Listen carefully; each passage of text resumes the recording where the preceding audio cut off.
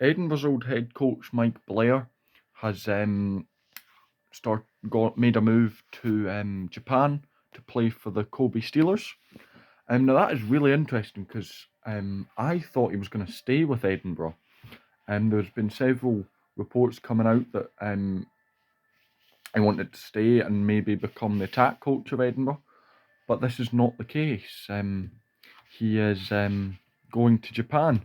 Now this obviously leaves the thing of who's still going to take over from Edinburgh because they're still head coachless. They've got, obviously at the minute, they've got Steve Diamond overviewing pre-season. They've been back in pre-season for about 2 weeks now. And Steve Diamond's been overgoing that, but he said that he does not permanently want the role, so they do need to find someone else, and they need to find them soon, to be honest with you, because this whole debacle's getting messed up. Issue is I don't think there is many head coaches out at the minute, which is quite surprising, knowing the fact that 3 higher level clubs have just vanished, that there's no head coach roles available, or very well known ones anyway. Now we'll have to wait and see. There is, well, I say there's none. There is a few. There's likes of Kieran Crawley, but I think he's slightly too high for Edinburgh. I think he will try and go for another international position.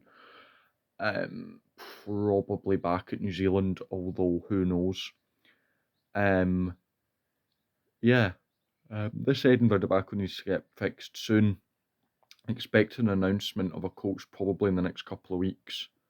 It is known that they're probably going to announce one more major player signing as well before the end of the summer, before the start of next season, which I suppose will be after the World Cup. And they're going to need everything because that European pool that they got given isn't easy.